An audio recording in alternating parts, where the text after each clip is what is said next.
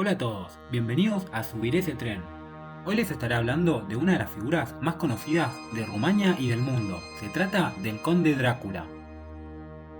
Ya son más de 200 las películas y series de televisión sobre el vampiro más famoso del mundo, pero sus orígenes se remontan a 1897 cuando el escritor irlandés Bram Stoker publicó la obra Drácula y dio inicio a la leyenda del personaje. Desde la publicación de la obra, son tantos los mitos y leyendas alrededor de su figura que quisimos ir a Rumania tras los pasos del vampiro más famoso de todos los tiempos. Por esto viajamos hacia la mística región de Transilvania, donde Stoker situó el hogar del conde y donde transcurre gran parte de la obra. Llegar implica atravesar los montes Cárpatos, que separan a Transilvania del resto de Rumania y son la segunda cordillera más larga de toda Europa. Y una vez en esta región, el punto de partida fue la ciudad de Brasov. Este es un lugar que vale la pena para pasar 1 o 2 días, aunque relacionado a Drácula tiene poco y nada. Lo importante es que se encuentra muy cerca de Bran, el pueblo donde está el castillo en el cual se habría basado Stoker para hacer la obra. Una vez en Bran, comprobamos que es un pueblo bastante pequeño, pero que sin dudas resalta su gran castillo. Si bien esto no parece tan invasivo, Bran está casi por completo volcado al turismo, y mientras más nos acercamos a la entrada del castillo, más negocios encontramos donde intentan vender de todo a los visitantes que se acercan por Drácula. Esto es porque este es el pueblo que más visitan en Rumania quienes quieren saber más sobre el conde. Y se puede afirmar que Bran vive del vampiro. Si no fuera por esta leyenda, sería un pueblo más con un castillo. Ahora la pregunta es, ¿será este el verdadero castillo de Drácula? Eso es lo que vamos a tratar de descubrir. Jonathan Harker, uno de los personajes del libro Drácula, definirá al castillo del conde como un inmenso castillo ruinoso en parte, de cuyas altas ventanas negras no salía un solo rayo de luz. Ni esta definición, ni tampoco lo que pudimos haber visto en películas, y tampoco lo que nosotros podríamos imaginar como la residencia del vampiro, se asemeja al blanco y poco amenazante castillo de Bran. Una vez dentro, algunas decoraciones remanentes de Halloween le dan un aspecto ligeramente más terrorífico, pero aún así, el lugar no es más intimidante que el exterior. Y hay que aclarar que salvo una habitación dedicada a Stoker y a Drácula, en el resto del castillo no intentan hacernos sentir la sensación de que les interesa mostrarse solo como el hogar de Drácula. Esto es bastante curioso, porque la mayoría de las personas que lo visitan les interesa esta historia y no tanto la del castillo en sí. Pero entonces, si no se parecen nada, ¿por qué se considera este castillo como el hogar de Drácula? Para poder responder a esto, voy a empezar contando sobre la obra. Bram Stoker, para realizar su personaje, se habría basado en una figura real de esta parte del mundo, un tal Vlad Tepes. Si traducimos su nombre al español, sería Vlad el Empalador, por la forma con la cual ejecutaba a sus enemigos. Este era su apodo, y su nombre real era Brad Dracul o Draculea, y de este último término provendría el nombre del vampiro. Según las historias de la época, Vlad Tepes fue un príncipe de la región de Valaquia, que limita con Transilvania, y que gobernó aplicando castigos bastante crueles a sus enemigos, ganándose así la fama de sentirse atraído por la sangre. Hasta el día de hoy, su figura sigue siendo muy controversial. Para algunos fue un cruel tirano y para otros es un héroe nacional. Volviendo a la obra, para terminar de desarrollar a su personaje, Stoker se basó en leyendas propias de Transilvania, que hablan de los Strigoi, unos seres muy similares a lo que entendemos actualmente como un vampiro, que durante la noche aterrorizan a la gente, y que la única forma de matarlos es con una estaca en el corazón.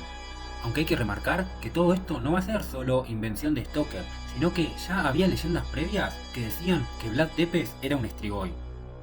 Pero así también, como es un poco decepcionante ver el castillo de Bran y compararlo con el de Drácula, hay que decir que la realidad es que Stoker nunca pisó Bran y ni siquiera Transilvania, sino que escribió todo desde el Reino Unido. Es por eso que si se basó en Bran como castillo de Drácula, al hablar de este sitio lo hizo sin haberlo visto. Por esto es que se cree que en realidad su inspiración habría sido algún castillo de Escocia, mucho más cercano a él. Y lo más curioso es que no hay demasiados argumentos para justificar por qué se empezó a considerar el castillo de Bran como el que sirvió de inspiración a Stoker. Aparte de la similitud del nombre con el del autor, según se dice, es el único castillo de Transilvania que se asemeja a la descripción del libro, cuando lo menciona al borde de un precipicio donde hay un abismo por el cual pasa un río. Entonces, si Stoker nunca estuvo en Transilvania y Bran no se le parece demasiado, puede ser que se haya basado en este castillo, pero también puede ser que en cualquier otro y que incluso lo haya inventado. Para terminar de justificar esto, en el libro no se menciona nunca a Bran y solo de Transilvania se dice que el protagonista, Jonathan Harker, llegó a un pueblo llamado Bistrit, en el norte de Transilvania, y luego fue al desfiladero del Borgo, muy cercano al pueblo, donde cambió de carreta hasta llegar al castillo. Estos lugares se encuentran muy alejados de Bran, y tiene poco sentido que el autor haya elegido lugares tan distantes si es que el castillo en el cual pensaba era realmente Bran. Para conectar Bistrit con Bran tendríamos que atravesar prácticamente todo Transilvania, lo que implica en carreteras modernas y con automóvil 5 horas de viaje y más de 300 kilómetros. Entiendo que es una obra de fantasía y que Stoker pudo haberlo pensado así. Aún así, a mí no me termina de cerrar que Bran sea el castillo en el cual pensó. Para ir terminando, si este castillo no fue el lugar de inspiración de Stoker, entonces tal vez pueda estar relacionado al Drácula real, Vlad Tepes. Pero tampoco, ya que según los registros, Vlad habría estado solo 2 días en él y en condición de prisionero.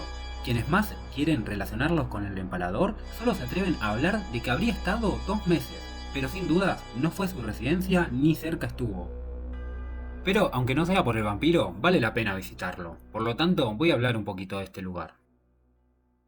El castillo fue creado por los Caballeros de la Orden Teutónica, una orden medieval político-religiosa.